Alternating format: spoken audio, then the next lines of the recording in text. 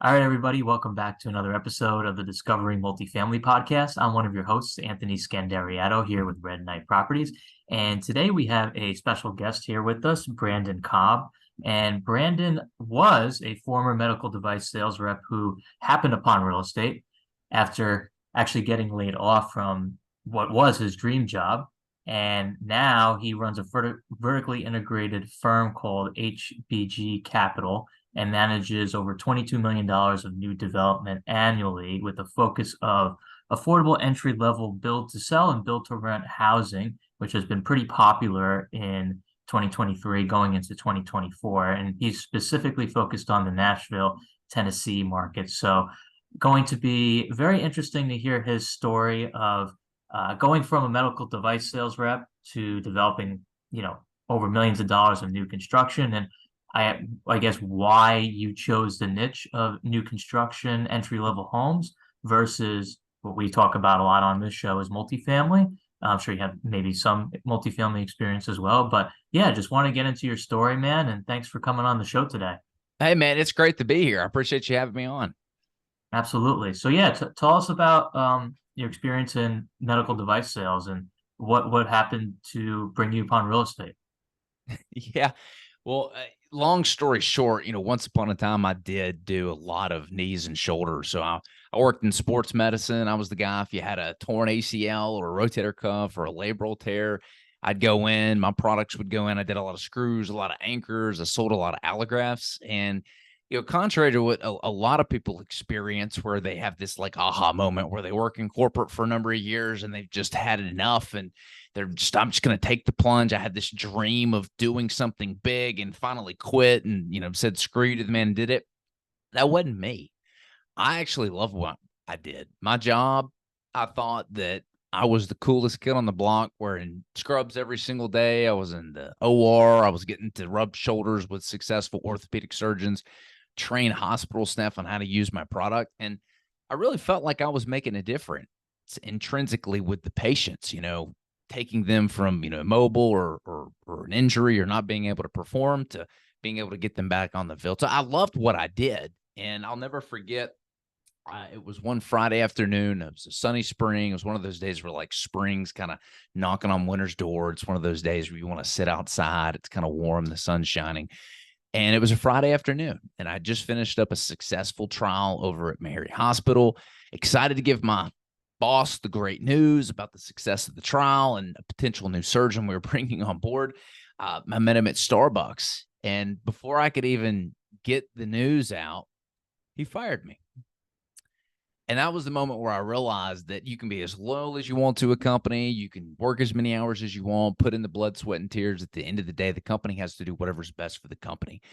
And it was a complete shock. I spent the next few hours trying to figure out what in the world went wrong. I had all these fancy schmancy Rookie of the Year sales awards. I'd just gone over and beyond. And that day taught me a lesson that would change my life forever, which was nobody's going to look out for your financial well-being but you. You and you alone are the only one. So unlike a lot of people, I'm not an entrepreneur. I was sort of forced into it. And then I sat down and I think I watched Shark Tank for like 3 weeks straight, like looking for ideas. And I saw these guys. I saw this one guy who had like a product to put a message or a picture on a potato and sell it. And I was like, if this guy can make money, surely I can. And so I started multiple businesses at that point. I was wanting to be the next Tony Robbins. So I started a life coaching business. I had a motivational blog I was writing articles for. I was also doing this real estate thing, going to real estate meetups, trying to figure out how the whole real estate thing worked. And I also had this course that I was creating online to help people break into medical device sales, because they say, hey, if you're good at something, teach what you're good at. And I had a lot of people reach out to me over the years asking how to break into medical device sales. So I thought that would be great. All the businesses failed but one. I ended up getting this house under contract after driving around putting these We Buy Houses signs up on telephone poles. And this guy called me. He had a foreclosure home. He needed to close quick. And so I sold all my 401ks, all my retirement accounts. And I said, screw it. I'm just going to go all in. Bought this house, ended up GCing that project, getting contractors off Craigslist. I mean, just broke every rule in the book. was driving an hour and 20 minutes every single day to try to rehab this property. And, 4 months later, ended up pulling it off. And I think I made somewhere around, $30,000, $40,000 off that house with my partner. And I had just beat my 6-month ultimatum that I gave myself. So I said, if I could figure out a way to make money in 6 months or less, I'll keep doing it. If I don't, I'll just go back and get a job. And that money, that first paycheck as an entrepreneur, that's what gave me the motivation that I needed to go and get to the next level. And so we basically just reinvested all that money back into the business in the form of marketing and just started transitioning. We started flipping houses. We built that business up to doing probably 30, 40 houses a year. And I remember there was an inflection point where we had the opportunity to buy this fire damaged property. Now, the second floor was gone, but the first floor was actually in pretty good shape. And we could buy it for less than what the land was worth. So we said, all right, let's buy it. Let's cut out all the black stuff. Let's get a structural engineer. Let's get the city involved. And we ended up building that house in probably a 6-month period at the same time that we were rehabbing this full gut house around the corner. And we ended up building that house faster than rehabbing the other one. And we made 3 times as much money. And so it was at that point where we're like, why are we flipping houses? And so we transitioned to doing a lot of new construction, a lot of infill, a lot of spec, and kind of similar story where we just kind of graduated to, what was most easy. And we said, if we're building all these little onesie twosie houses all over the place, why not show up to the same area and build a bunch of houses? And so that's what started our journey to go and meet with the cities and look for these plots of land that we could then develop. We could put the infrastructure in, and we could actually, build and sell them. And so that's actually kind of what's now led to what we're trying to do, is get into the build to rent space as well. Yeah, no, I love the story. That's an awesome realization you had. And I love the quote that you said, nobody can control nobody can control your financial destiny but you. You're the only one. And it's almost more secure to be doing your own thing or starting your own business than to be working for somebody else. Because to your point, you can get laid off at any moment. And even if you're hitting all your goals or you're going above and beyond, something may happen with the company or, maybe with the principals running the company where, unfortunately, had to part ways. So it's just really great that you figured that out early on, it sounds like, in your career, and you were able to pivot. So can you talk a little bit about that? How long of a time period? I mean, you mentioned, it took, I think you said a couple months after you left medical device sales to do your first deal. And then after your first deal, you mentioned some more developments as well.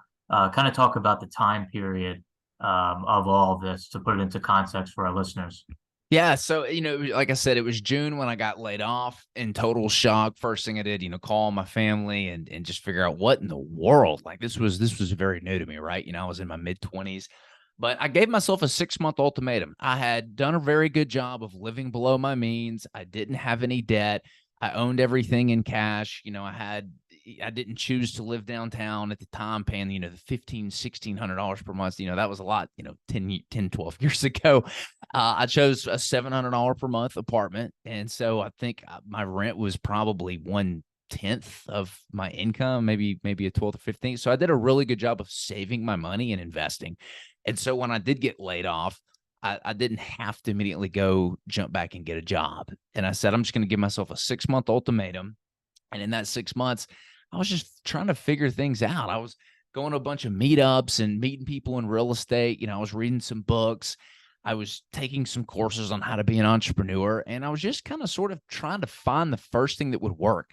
And I would kind of compare it to, I think Mike Michalowicz wrote this really good book called The Pumpkin Plan. And in that book, he talks about the key to growing a huge pumpkin, the kind that like everybody awes over during Halloween and the kids flock to in the pumpkin patch, is you've got a vine. And on that vine, multiple pumpkins will start to appear. And the successful ones are the ones where you cut off all the smaller pumpkins once you recognize one that's outstanding, one that's outperforming the other ones, so that all of the nutrients and attention can go to that pumpkin. And that's how it gets so big. And so that's really what I did. Probably The first 3 months is when it took me to get that house under contract. And again, I did that because I was going to a lot of meetups. I was trying to figure out who had already done what it was I was trying to achieve. And once I found that person and we kind of laid this plan, and that's how he's like, hey, take these signs, go put them on telephone poles, answer the phones. I'm like, okay, let's give it a shot. What do I have to lose? At that point, I cut off ties with all my other businesses, the course and medical device sales, the blog, the life coaching. I didn't want to, I was like, hey, look, this one thing is what we need to do. And it took about 3 months of just me really grinding and hustling every day, trying to figure out what I wanted to do. I didn't have a passion for real estate. I had no clue that's what I wanted to do, but that's the first thing that did. So I'm very passionate about business. I'm not very necessarily passionate about real estate specifically when I was getting into it. No, I love that answer. And again, it's just one realization after the other, after the other, after the other, on a very in a very early part of, I wouldn't say an early part of your career, but it's good that you were able to um, be in that position to set you up for your future, which is really excellent. I feel like a lot of people, dive right into, they get their first job and they start spending tons of money on an apartment and going out to eat every night, and Mm-hmm. something happens in the economy or something happens with the job, and then they're like, well, I got to move back in with mom and dad or whatever and figure it out. So I'm really glad you were kind of preparing for, I don't want to say preparing for the worst, because it turned out to be the best, which is, Yeah. which Yeah. is great. It's Um, interesting how our incomes, our living expenses will rise relative to our incomes, right? You make more and more money and then you spend more and more. Why do you think that is? Yeah, it's called the lifestyle creep is the term for it. And a lot of people unfortunately fall into that trap. It's got to make sense. I love the term you said, oh, my rent was only a tenth of my income. I mean, that's great. I know people who have mortgage payments that are 80% of their income, 90%. I don't know how they do it, quite frankly. But anyway, so all right, so got a few deals under your belt. You took a lot of time to figure, not a lot of time, but it was relatively quick for you. I've had conversations with others where it's taken longer to really focus on the one part of your business, which is the real estate, build to rent, build to sell. Talk about some of the larger deals you're doing now, and how long did it take you to get into doing those larger deals? Obviously, you have 22 million, right? 20, well, a little bit over 22 million in development or already built. Can you talk about that process? And then how did you focus on Nashville? Obviously, I think that's where you're from, right? So, and you have one business partner? Yeah, I've got two business partners that are with us with our umbrella of companies. So yeah, a lot there. I'll try to knock them out one at a time. Really, when we transitioned into doing the bigger deals, there was a point when we were doing a lot of, house flips and new construction where we ran out of money. You can save as much money as you want, but real estate is a capital intensive business.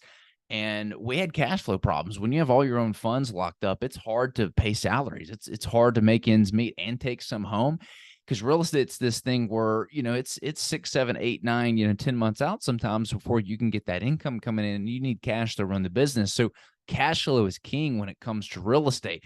To your point, and that's probably a big reason why you get in the multifamily and why it's such a great investment, for your partners and all y'all's investors is, if you can buy cash flow from day one, it can be successful. Much more difficult when running a house flipping company or a construction company. So we had this need to go out and bring investors on board. And so when you're offering somebody an opportunity to invest in something that's secured by real estate, an asset class that's historically never gone to zero, it's always gone up, then you've come some very attractive terms. And so at the time, we were able to attract some investors, pull them into the business, pull our funds out of the projects, use it to grow and scale the business. And that's how our firm HBG Capital was born. Now, as we were transitioning and we were growing and we started doing these spec builds, new construction was more expensive than flipping houses. There was a little bit more capital needed. And I think at the time we'd probably raise, $3 or $4 million, and we were doing promissory notes. So it was all debt position. So if I needed to go build $3 million worth of houses, I needed $3 million.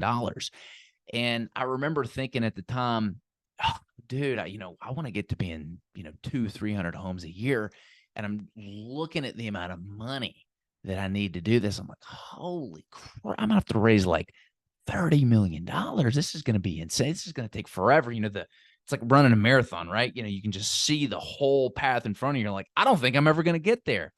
And I was introduced to this concept of a syndication.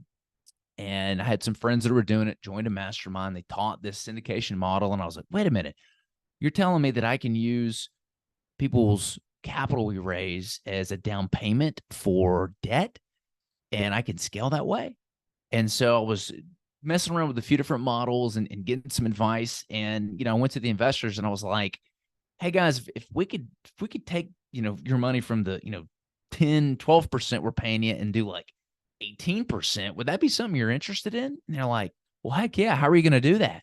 And so we started a syndication. We did our first syndication and we're like, wow, holy smoly. Overnight, we had access to, 15, $20 million. And we're able to do these much bigger deals. And so that's what really catapulted us and allowed us to get into doing some of these development projects. And so from there, we said, well, what's the investment thesis here? Do we want to be in Nashville? Is this the place?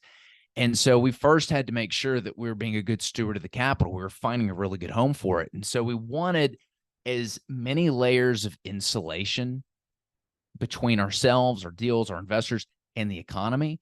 And so we started formulating this plan and we said, well, hey, if we're going to invest, where do we want to invest? Well, we want to be in a top 10 fastest growing city because cities bring money and money brings insulation. When you've got people moving to a place, when you got businesses moving there, they bring money, and money is what creates that insulation when you get, these rise in interest rates or, a 2008 event. So we knew we wanted to be somewhere. Well, Nashville just happened to be a top 10 fastest growing city. We wanted to work somewhere that created incentives to continue to attract businesses. So Tennessee is known for no income taxes, similar to Florida. So that brought a lot of places. Tennessee was very affordable compared to a lot of other places. We've got people moving here in droves from New York and California because they're sick of being taxed to death. They're sick of the cities regulating their businesses and telling them what to do. So from a high level, Nashville had all of these great demographics going for it. And then COVID happened. And COVID really poured fuel on the fire that revealed a situation that we all kind of knew was there, but nobody could really put a name to it until COVID happened. And that was, it revealed that you have business-friendly states and you have non-business-friendly states. And so, what happened in New York and California, the lockdowns, people were just sick of it. And so there's this huge migration after COVID to Florida, to Texas, and Tennessee, because we didn't shut everything down. So we knew that we were in the right area from a high level. We knew that our particular area had some insulation. And then it boils down to, what asset class do we want to be in? And at the time we continued, flipping houses. We were in a more affordable housing niche. When I say affordable, I don't mean Section 8 or government housing, but I'm talking about first-time home buyer housing. It is the most undersupplied, highest demand real estate niche. Everybody talks about how they cannot afford or find somewhere to live. And so that's what we wanted to focus on. And we knew that in order for us to get into the land at an attractive price to create entry-level housing, we needed to partner with the local municipalities in and around Nashville to identify the parcels of land that are not the highest and best use and rezone and give it density. And that's where we really add value and do different. When you go to a seller who's got, 5, 10, 15, 20 acres, whatever it is, and say, hey, you got a piece of land that's worth $500,000. If I could offer you 1.2 for it, would you be interested? And they're like, well, how are you going to do that? And so we will explain how we are going to force appreciate the value of the land through adding density. And then that's where we build on all the equity ourselves, because it's not going to be worth 1.2. We're going to, it's going to be worth, 2, 2.5, 3. And that's where we build in all of the insulation for ourselves, for our investors. That's how we put a win on the board for our sellers that we work with. That's how we put a win on the board for the city. They get what they want. They get additional tax revenue. They get to reinvest that back in the communities. And we make a win for the new community that we create. We're force appreciating the value of everybody's homes around us we're giving somebody a place to live. It's really cool when you can say that you provided that product for someone to start their family in, right? And then we also win as well as our investors. So I don't know anything else that I love development because I don't know anything else that so many parties win in this particular type of thing. I mean, it really is a win for everybody. And so that's basically how we got into it. It starts with really identifying the vision for the community and the city that you're working with. No, that's awesome. I'm glad you found your niche in real estate. It takes a lot of people a long time to find their niche. It took me a little bit to find my niche on workforce housing, multifamily, somewhat similar in nature, but I really love the niche you're in as well. We can go on all day and talk about your niche and my niche.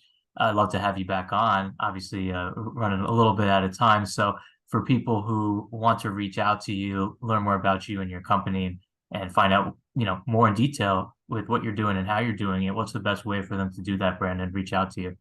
Yeah, no, if you're somebody who's trying to diversify and your entry level housing is something that might be attractive to your portfolio, if you're trying to create passive income from real estate, if you're trying to build a legacy, retire and make an impact, we've got a ton of free resources on our website, hbgcapital.net. That's like Harry Bob Gary capital.net. I joked that the .com was taken.